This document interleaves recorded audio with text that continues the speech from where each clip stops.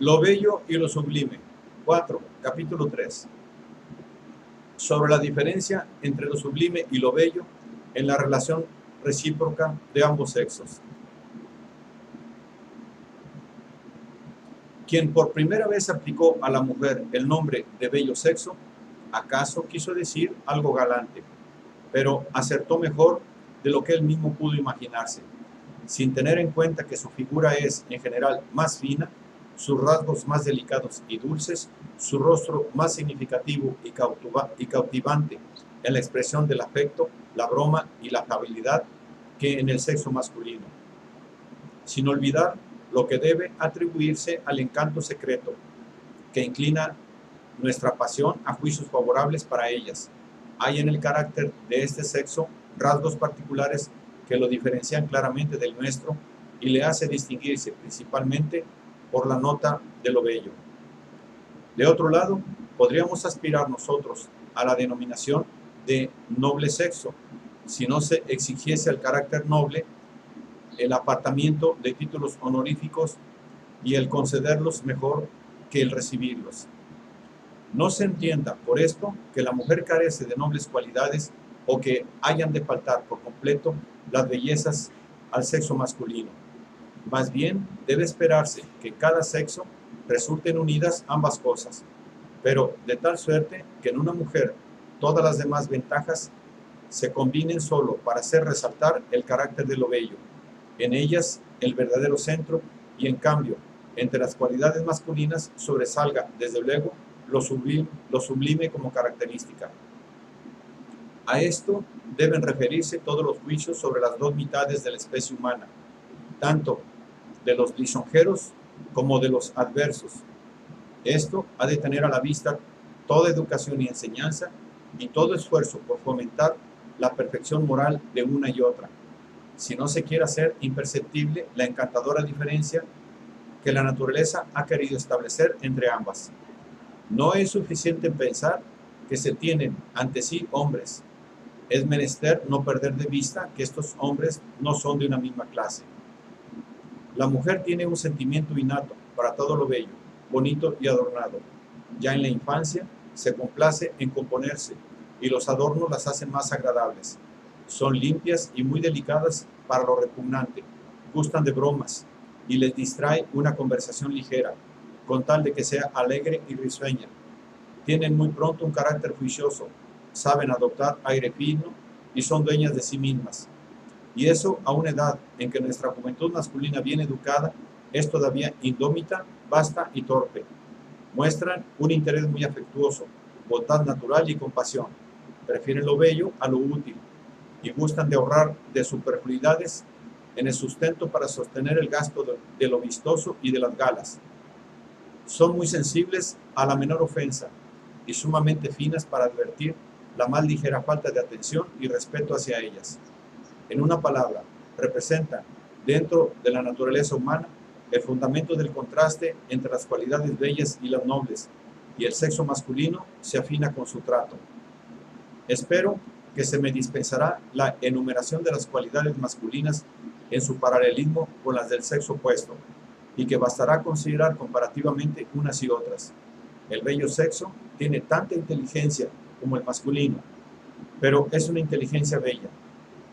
La nuestra ha de ser una inteligencia profunda, expresión de significado equivalente a lo sublime. La belleza de los actos se manifiesta en su ligereza y en la aparente facilidad de su ejecución. En cambio, los afanes y las dificultades superadas suscitan asombro y corresponden a lo sublime. La meditación profunda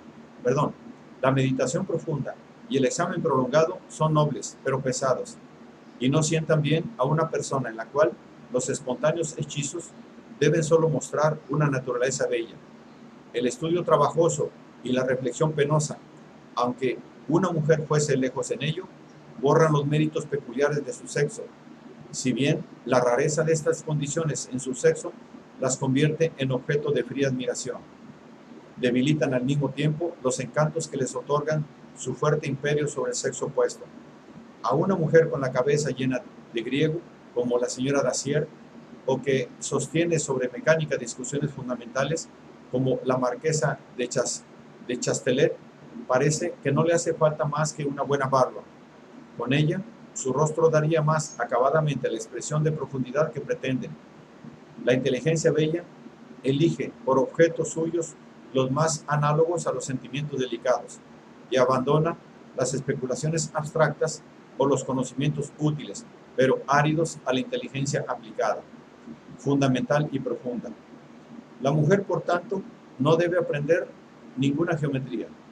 Del principio de razón suficiente o de las mónadas solo sabrá lo indispensable para entender el chiste en las poesías humorísticas con que se ha satirizado a los superficiales utilizadores de nuestro sexo.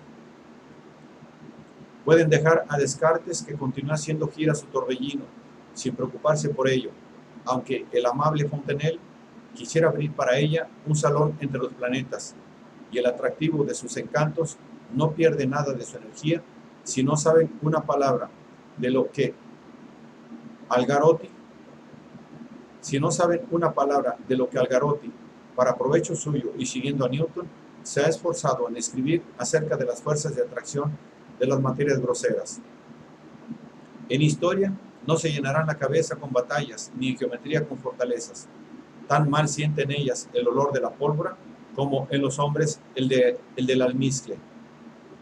Parece una maliciosa astucia de los hombres el haber querido desviar al sexo bello hacia este gusto equivocado, conscientes de su debilidad ante los encantos naturales del mismo y de que basta una mirada burlona para sumirlos en mayor confusión que la más difícil cuestión científica. No bien cae la mujer en este gusto, se sienten en franca superioridad y en situación de acudir benévolos en auxilio de la vanidad femenina. El contenido de la gran ciencia de la mujer es más bien lo humano, y entre lo humano el hombre. Su filosofía no consiste en razonamientos, sino en la sensibilidad. Esta circunstancia debe tenerse en cuenta al proporcionárseles ocasiones de cultivar su hermosa naturaleza. Se procurará ampliar todo su sentimiento moral y no su memoria, valiéndose no de reglas generales, sino del juicio personal sobre los actos que ven en torno suyo.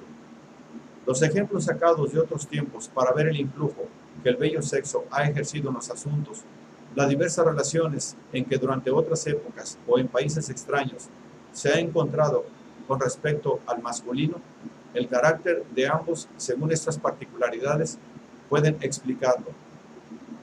Y el variable gusto en las diversiones constituyen toda su historia y su geografía.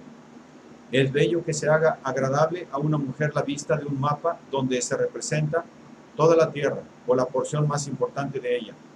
Esto se obtiene presentándola solo con el propósito de describir los diversos caracteres de los pueblos que la habitan, sus diferencias en el gusto y en el sentimiento moral, principalmente con respecto al influjo que tienen estas en las relaciones de ambos sexos, explicando todo ello ligeramente por el diferente clima, la libertad o la esclavitud. Poco importa que sepan o no las particulares divisiones de estos países, su industria, su poderío o sus soberanos. Del universo, igualmente, solo es menester que conozcan lo necesario para hacerles conmover el espectáculo del cielo en una hermosa noche, cuando han comprendido en cierto modo que existen otros mundos y en ellos también hermosas criaturas.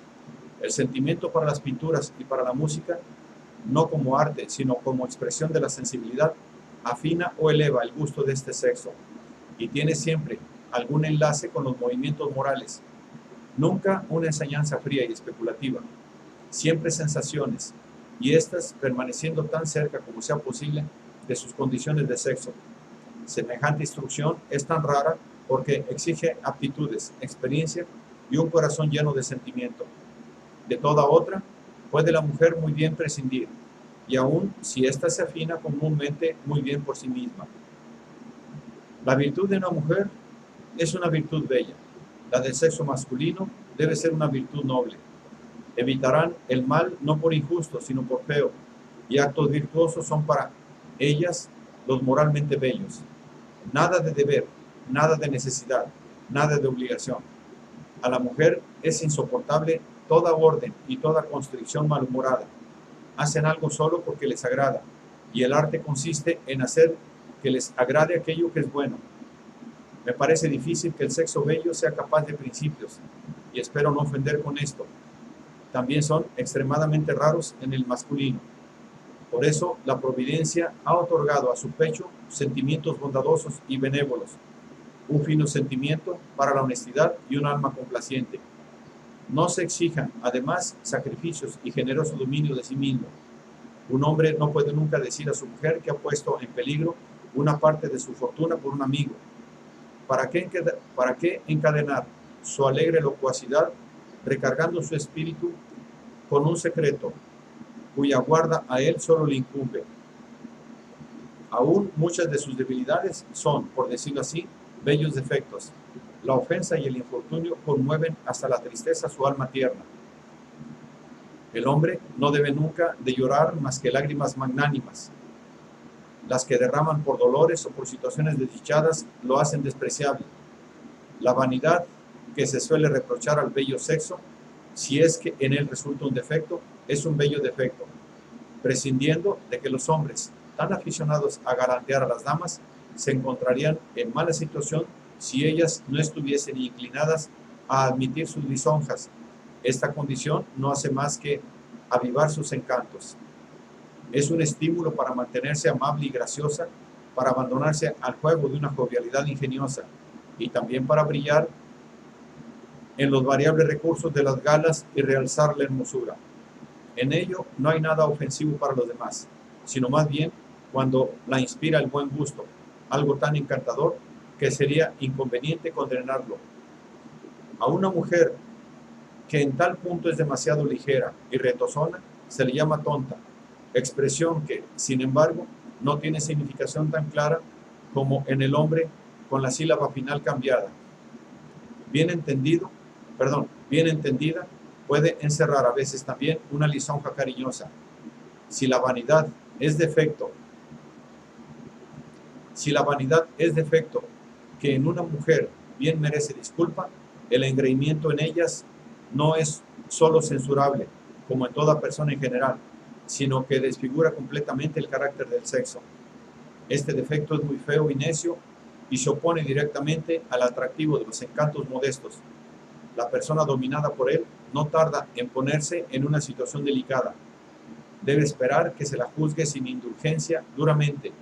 Quien aspira a una alta consideración invita a la censura. El descubrimiento del menor defecto proporciona a todos una alegría y la palabra tonta pierde aquí su significación atenuada. Ha de distinguirse siempre la vanidad del engreimiento. La primera solicita el aplauso y honra en cierto modo a aquellos por los cuales se toma este trabajo. El segundo se cree en completa posesión de él y no esforzándose en conseguirlo, no logra obtenerlo. Si una cierta dosis de vanidad no desfigura en nada a una mujer ante los ojos del sexo masculino, contribuye, sin embargo, cuanto más visible es, a dividir entre sí al sexo bello. Se juzgan entre sí muy duramente, no bien una de ellas parece oscurecer los encantos de las demás, y realmente las que tienen grandes pretensiones de seducción son raras veces amigas entre sí en verdadero sentido. Nada es más contrario a lo bello que lo repugnante, así como nada cae más por debajo de lo sublime que lo ridículo. Por eso, ninguna injuria puede ser más sensible a un hombre que ser llamado tonto, ni a una mujer que oírse calificarse de repugnante. El inglés considera que no se puede dirigir al hombre reproche más mortificante que el de embustero, y a una mujer ninguno más amargo que ser tenida de deshonesta. Dejemos a esto su valor en cuanto se considera el rigorismo de la moral. Aquí no se trata de lo que en sí mismo merece mayor censura, sino de lo que en realidad hiere más vivamente. Y en tal sentido, pregunto yo a cada lector si cuando él se pone mentalmente en tal caso, no se suma a mi opinión. La señorita Ninon Lenclos no tenía pretensión alguna al honor de la honestidad, y sin embargo, hubiese sido cruelmente ofendida si uno de sus amantes hubiese ido tan lejos en sus reproches, y conocido ese trágico destino de Monandeschi por una expresión ofensiva de tal género a una princesa que no pretendió ciertamente figurar como una Lucrecia. Es insoportable que no se puede hacer mal aunque se quiera, porque la abstención del mismo es siempre una virtud muy dudosa. Para alejarse todo lo posible de lo repugnante, conviene la limpieza, que sienta bien en toda persona. En el sexo bello pertenece a las virtudes de primera fila y difícilmente puede ser exagerada, mientras en el hombre rebasa a veces la medida y resulta pueril. El pudor es un secreto de la naturaleza para poner barrera a una inclinación muy rebelde y que, contando con la voz de la naturaleza, parece conciliarse siempre con cualidades buenas morales, aun cuando incurre en excesos. El pudor es, por tanto, como suplemento de los principios, sumamente necesario. Nunca tan fácilmente como en este caso se convierte la inclinación en sofista para imaginarse principios favorables. Sirve además para correr una cortina ante los más convenientes y necesarios fines de la naturaleza, a fin de que una demasiado común familiaridad con ellos no ocasiona repugnancia, o por lo menos indiferencia, con respecto a los propósitos de un instinto al cual van unidas las inclinaciones más delicadas y finas de la naturaleza humana. Esta cualidad es principalmente propia del bello sexo y le sienta muy bien. Debe considerarse como una grosera y despreciable inconveniencia sumir en confusión y desagrado la delicada honestidad del mismo con esas plebeyas bromas que se suelen llamar frases equivocadas. Pero, en último término, la inclinación es el fundamento de todos los demás encantos, y una mujer es siempre, en cuanto mujer, el agradable objeto de una conversación educada. Esto podría explicar que aun hombres finos se tomen a veces la libertad de dejar transparentar delicadas alusiones con pequeñas bromas picantes, por las cuales se les llama libres o traviesos, cuando, sin que ofendan miradas atrevidas, ni se ve intención de herir el respeto, una dama recibe estas bromas con gesto agrio o de disgusto, se creen los hombres autorizados a calificarla de gazmoña. Me refiero a esto porque se considera comúnmente como un rasgo algo atrevido de la conversación y, de hecho, se ha gastado siempre mucho ingenio en ello. En cuanto al estricto juicio moral que la cosa merezca, no corresponde a este sitio. En el sentimiento de lo bello, solo tengo que observar y explicar los fenómenos. Las nobles cualidades de este sexo, en que, como he notado ya, nunca se ha de echar de menos lo bello, en nada se manifiestan más clara y seguramente que en la modestia, una especie de noble sencillez e ingenuidad recubriendo notables condiciones. De ella brota una tranquila afectuosidad hacia los demás, unida al mismo tiempo a una cierta noble confianza en sí mismo y una razonable estimación propia que siempre se encuentra en un carácter elevado. Esta mezcla, realzada al mismo tiempo por los encantos y por el respeto que infunde, pone en seguridad todas las otras brillantes cualidades contra la malicia de la censura o de la burla. Las personas de este carácter tienen siempre corazón para la amistad, que en la mujer nunca podrá estimarse lo suficiente, por ser tan rara y porque al mismo tiempo resulta tan deliciosa. Como nuestro propósito es analizar sentimientos, no puede ser desagradable reducir en lo posible a conceptos las diferentes impresiones que la figura y el rostro del sexo bello producen en el masculino. Toda esta seducción está, en el fondo, extendida sobre el instinto sexual. La naturaleza persigue su gran propósito y todas las finuras añadidas, por mucho que de él parezcan desviarse, son solo ornamentos y al cabo toman su encanto justamente de ese mismo manantial. Un gusto rudo y sano, atenido siempre de cerca a este instinto, se preocupará poco en una mujer de los encantos del talle, del rostro, de los ojos, etc., como propiamente solo tiene en cuenta el sexo. Considera casi siempre vana palabrería las delicadezas de los demás. Aunque poco delicado, no ha de menospreciarse tampoco este gusto. Por él, la mayor parte de los hombres observa el gran orden de la naturaleza de una manera muy sencilla y segura. Por él se realizan los más de los matrimonios y aún de la parte más aplicada del género humano. Como el hombre, no se llena la cabeza con un rostro hechicero, unos ojos lánguidos, un noble porte, etc., y hasta carece de sentido para esto, tanta más atención concederá a las virtudes domésticas, a la economía, etc., y a la dote. Por lo que se refiere al gusto, algo más fino, que necesita establecer una distinción entre los encantos exteriores de la mujer, unas veces prefiere lo que hay de moral en la figura y en la expresión del rostro, otras lo no moral. Con relación a los atractivos de esta última especie, es calificada una mujer de bonita, un talle proporcionado, rasgos regulares, una linda coloración de los ojos y del rostro, bellezas todas, que agradan también en un ramo de flores y obtienen fina aprobación.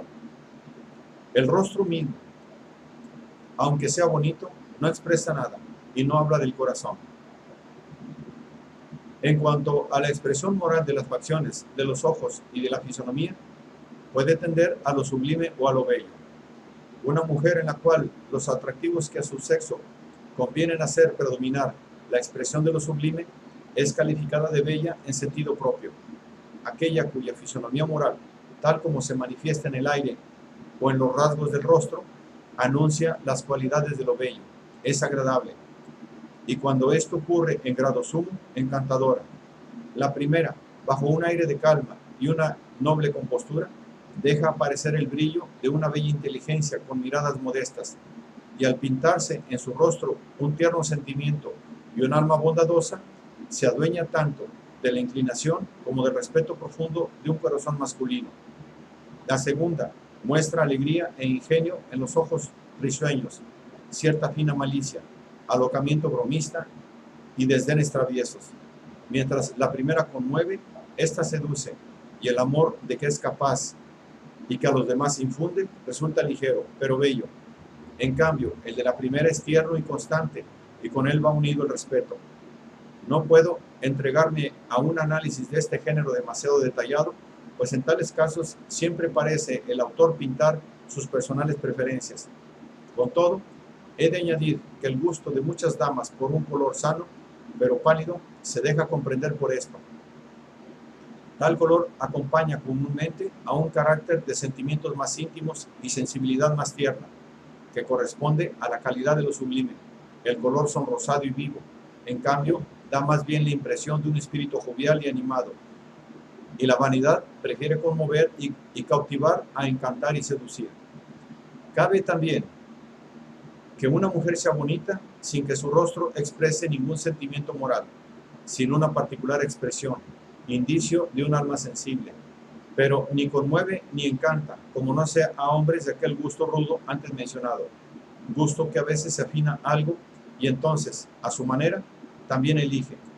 Lástima que tales hermosas criaturas caigan fácilmente en el defecto del engreimiento por saber demasiado la bella figura que les muestra el espejo y por falta de sensibilidad delicada. Entonces todos se muestran fríos con ellas, excepto el adulador que persigue sus propósitos y procura ir tejiendo sus intrigas. Estas consideraciones pueden permitirnos comprender en cierto modo el efecto que una mujer produce en el gusto de los hombres.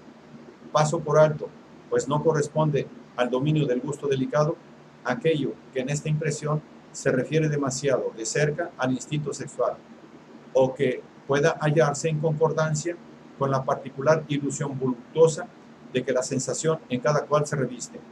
¿Acaso sea exacto lo supuesto por el señor de Buffon, según el cual la figura que impresiona por primera vez, cuando este último es aún nuevo y comienza a desarrollarse, sigue siendo el modelo con el que más o menos deben concordar en el futuro todas las figuras femeninas, para excitar el deseo imaginativo, por cuyos dictados una inclinación bastante grosera se ve obligada a elegir entre los diferentes individuos del sexo contrario?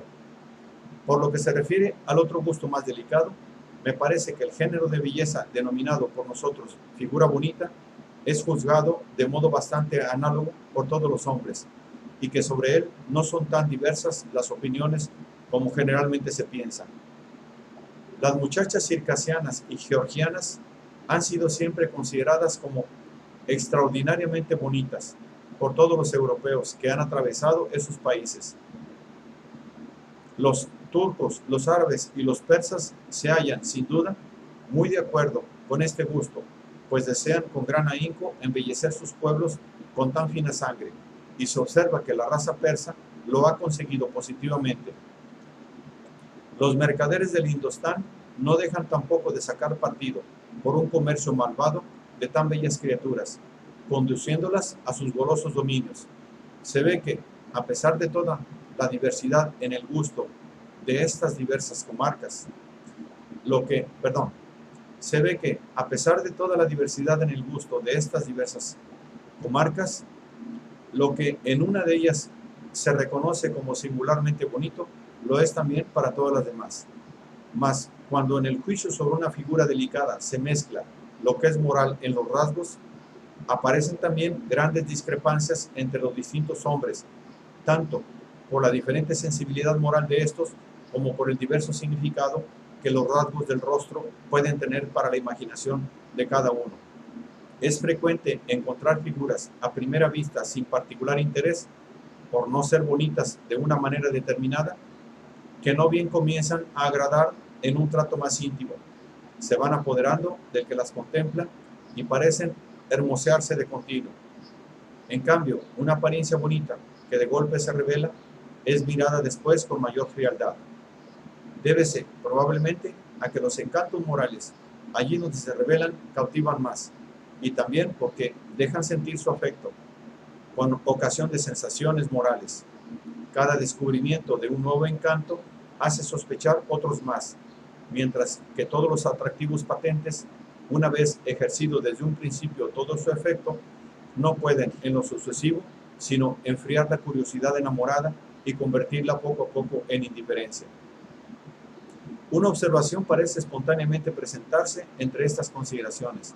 La sensibilidad sencilla y ruda en las inclinaciones sexuales conduce, ciertamente, por caminos muy derechos al gran fin de la naturaleza, y como las exigencias de ésta quedan satisfechas, parece la más apropiada para ser feliz, sin complicaciones, al que la posee. Pero su carácter indistinto y poco exigente la hace degenerar con facilidad en excesos y en el libertinaje. Un gusto muy refinado, en cambio, quita a las inclinaciones su carácter brutal, y al limitarla a muy pocos objetos la hace decente y decorosa, pero yerra comúnmente al gran propósito último de la naturaleza, y como exige o espera más de lo concedido comúnmente por esta, suele hacer muy rara vez feliz a la persona de sensibilidad tan delicada. El primer carácter resulta rudo, porque se dirige a todas las personas de un sexo. El segundo, soñador, pues propiamente a ninguna se dirige, ocupado solo con un objeto que la imaginación amorosa se forja en el pensamiento y adorna con todas las cualidades nobles y bellas que rara vez la naturaleza junta en una persona, y aún más rara vez ofrece a quien pueda apreciarlas y acaso sería digno de tal posesión. De ello resulta la demora de los vínculos matrimoniales y finalmente la total renuncia a ellos, o lo que acaso es igualmente lamentable, el triste arrepentimiento después de realizada una elección que no ha llenado las grandes esperanzas concebidas. No es raro que el gallo esópico encuentre una perla, cuando de seguro un burlar grano de cebada le hubiese convenido mejor. Hemos de observar aquí, en general, que por muy seductoras que sean las impresiones de la sensibilidad delicada, conviene ser precavidos en el refinamiento de la misma, si no queremos atraernos muchos disgustos y abrir una fuente de contratiempos por un exceso en este sentido. Yo aconsejaría a las almas nobles que refinasen el sentimiento todo lo posible en lo que respecta a sus propias cualidades o a sus actos, y en cambio conservasen gustos poco exigentes para lo que disfruten o lo que esperen de los demás. Solo una cosa encuentro difícil, la posibilidad de este equilibrio, pero acaso de haberla, harían a los demás felices y lo serían ellos mismos. No se debe perder nunca de vista que, de cualquier modo, conviene no tener muchas pretensiones en lo que se refiere a las dichas de la vida y a la perfección de los hombres, pues quien solo espera siempre algo mediano, Tiene la ventaja de que el resultado contradice rara vez sus esperanzas y en cambio le sorprenden también insospechadas perfecciones. A todos estos encantos amenaza finalmente la edad, devastadora de la belleza, y el orden natural de las cosas parece exigir que las cualidades sublimes y nobles reemplacen a las bellas, para que la persona vaya siendo digna de mayor respeto a medida que deja de ser amable. Soy de opinión que la completa perfección del bello sexo en la flor de la edad habría de consistir en la hermosa sencillez, realzada por un refinado sentimiento de todo lo que es noble y seductor. Poco a poco, según van desapareciendo las pretensiones o los encantos, la lectura de los libros y el cultivo de la inteligencia podrían sustituir insensiblemente con las musas los sitios vacantes de las gracias, y el esposo debería ser el primer maestro. Con todo, aún al acercarse el momento tan terrible para toda mujer de hacerse vieja, sigue perteneciendo al bello sexo y se desfigurará a sí misma si, desesperando en cierto modo de conservar más tiempo este carácter, se entregase al mal humor y a la tristeza.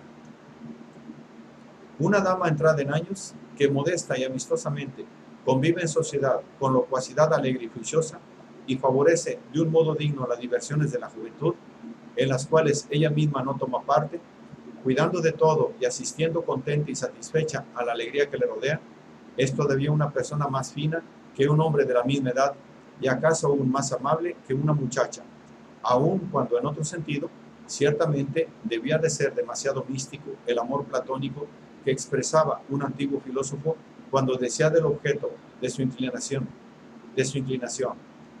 Las gracias residen en sus arrugas, y el alma parece asomárseme a los labios cuando beso su boca marchita. Pero debe también renunciarse pronto a semejantes pretensiones. Un hombre viejo que hace el enamorado es un fatuo, y las veleidades análogas del otro sexo resultan enseguida repugnantes. Nunca consiste en la naturaleza el que no nos manifestemos con decoro, sino en que se pretende falsearla. Para no perder de vista mi tema, quiero aún establecer algunas observaciones sobre el influjo que los sexos pueden ejercer recíprocamente para embellecer o ennoblecer el sentimiento del otro. La mujer tiene un sentimiento preferente para lo bello, en lo que a ella misma se refiere, pero en el sexo masculino siente principalmente lo noble. En cambio, el hombre prefiere lo noble para sí mismo y lo bello cuando se encuentra en la mujer. De ello debemos deducir que los fines de la naturaleza tienden, mediante la inclinación sexual, a ennoblecer siempre más al hombre y a hermosear más a la mujer.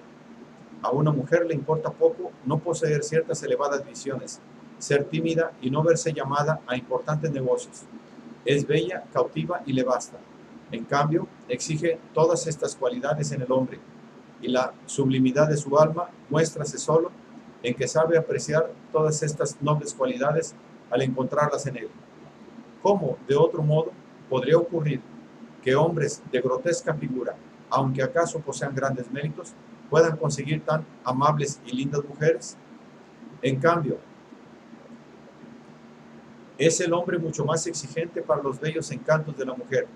La figura delicada, la ingenuidad alegre y el afecto encantador le indemnizan suficientemente de la falta de erudición libresca y de otras faltas que con su talento pueden suplir. La vanidad y las modas pueden, acaso, dar una falsa dirección a estos instintos naturales y convertir a muchos hombres en señoritos empalagosos y a muchas mujeres en pedantes o amazonas. Pero la naturaleza procura siempre restablecer sus disposiciones. Júzguese por esto del poderoso influjo que la inclinación sexual podría ejercer principalmente sobre el sexo masculino, a fin de ennoblecerlo, si en lugar de numerosas y secas enseñanzas se desarrollase temprano el sentimiento de la mujer, para sentir de un modo conveniente lo que corresponde a la dignidad y las sublimes cualidades del otro sexo, y con ello se la preparase a mirar con desprecio a los fatuos petimetres y a no rendir su corazón a otra cualidad que a los méritos. También es indudable que el poder de sus encantos podría al cabo ganar con ello, pues la seducción de estos, evidentemente, solo se ejerce sobre almas nobles. Las demás no son lo suficientemente finas para sentirlos. En este sentido, contestó el poeta Simónides, cuando le aconsejaban que entonase sus bellos cantos ante las tesalianas: estas mozas son demasiado tontas para que puedan ser engañadas por un hombre como yo. Por lo demás, ya se ha considerado cómo es, por lo demás, ya se ha considerado cómo es un efecto del trato con el bello sexo, la dulcificación de las costumbres masculinas, la conducta más suave y atenta y la compostura más elegante. Pero esto es solo una ventaja accesoria.